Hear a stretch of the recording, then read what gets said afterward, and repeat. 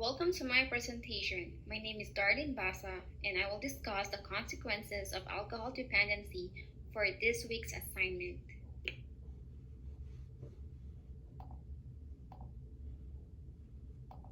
A group of researchers define alcoholism, or otherwise known as alcohol use disorder, as a pattern of alcohol use that involves problems controlling your drinking. In 2018, 26.45% of people aged 18 or older reported engaging in binge drinking. 14.4 million adults 18 or older suffer from alcoholism. Only 7.9% receive treatment. Alcohol misuse costs the United States $249 billion annually. Alcohol consumption negatively affects human health across the lifespan.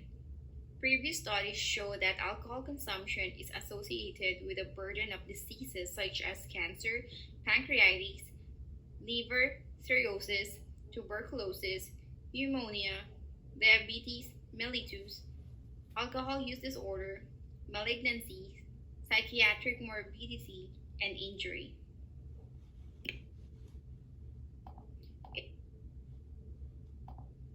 According to a group of researchers from Asia Pacific Journal of Management, warning signs of alcoholism includes inability to limit drinking amount, wanting to cut down drinking amount but unsuccessful, strong craving or urge to drink, failing to fulfill work, school, or home obligations, continuing to drink despite causing physical, social, or interpersonal problems, giving up activities, and experiencing withdrawal symptoms such as nausea, sweating, or shaking.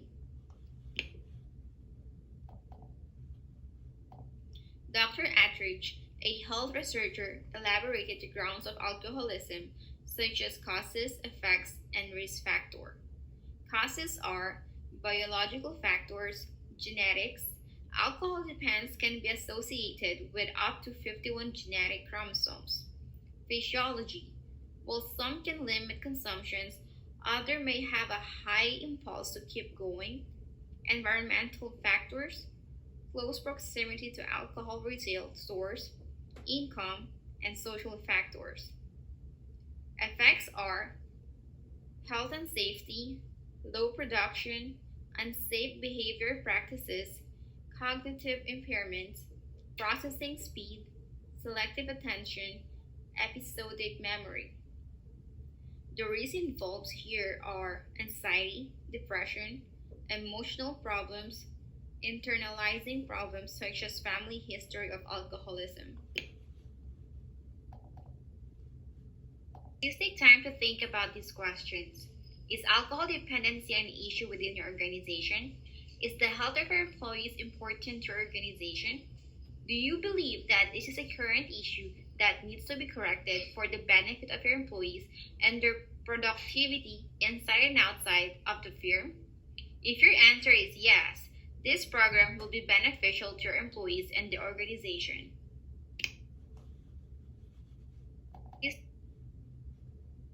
Why would you think this program is needed? First, employee participation lowered the levels of alcohol addiction. Second, client assessment that involves alcohol consumption, internal and external stressor, and level of education. Third, focus on behavior change, such as addresses the values, attitudes, and experiences. Fourth, early intervention is key. Lastly, this program will be covered by insurances. The benefits of Employee Assistance Program was elaborated by Dr. Ezi, a health researcher from Nigeria. The benefits to employee includes reduction of alcohol consumption, stress management, increased productivity, and understanding of alcohol issues. On the other hand, the organization aids to build a trusting relationship within organization, decreases missed work, tardiness, and insubordination, save costs, and boost morale. How can we help you? We are here to help people to achieve and maintain abstinence from drugs and alcohol. We are also here to support lifestyle changes, increase participation in recovery programs, and lastly, to increase problem solving and coping skills. There are some programs available on site, such as in-clinics health program, on-site counseling, on-site physician, group therapy, and EAP programs. Meanwhile, there are other medical programs. Those are the outpatient and inpatient program. Outpatient program consists of group therapy, education, relapse prevention, family therapy, individual counseling, and also internet-based self-help. While inpatient does detoxing, learning skills, group and individual counseling, personalized treatment plans, and cognitive behavior therapy. In the book of Matthew, chapter 10, verse 8, he stated, "Heal the sick, raise the dead, cleanse those who have leprosy, drive out demons. Freely receive, freely give." As Christians, we have to remind ourselves to willingly help our brothers and sisters in need, regardless of their status in life. Reaching ourselves to them may remind others how good it feels to be open-handed.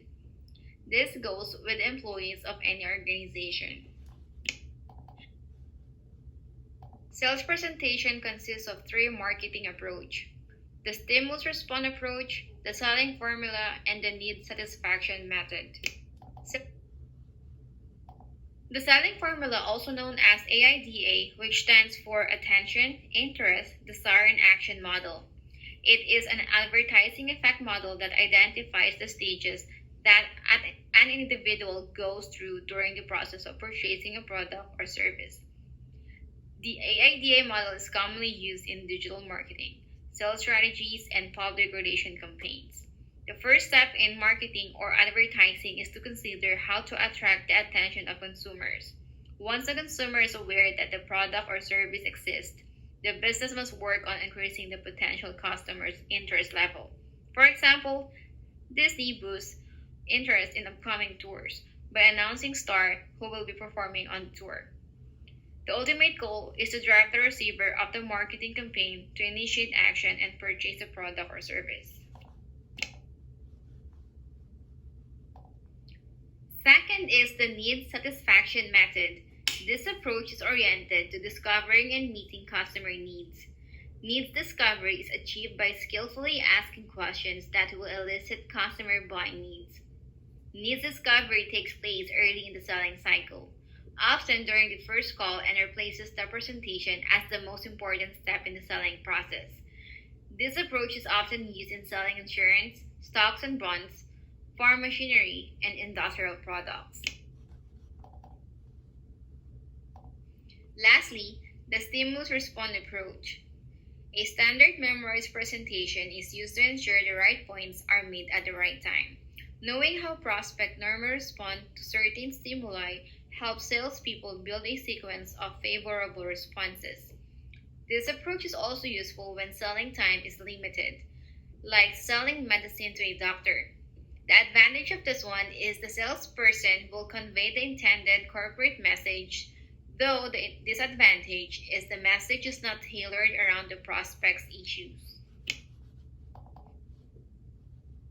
This is the end of my discussion. Thank you for listening.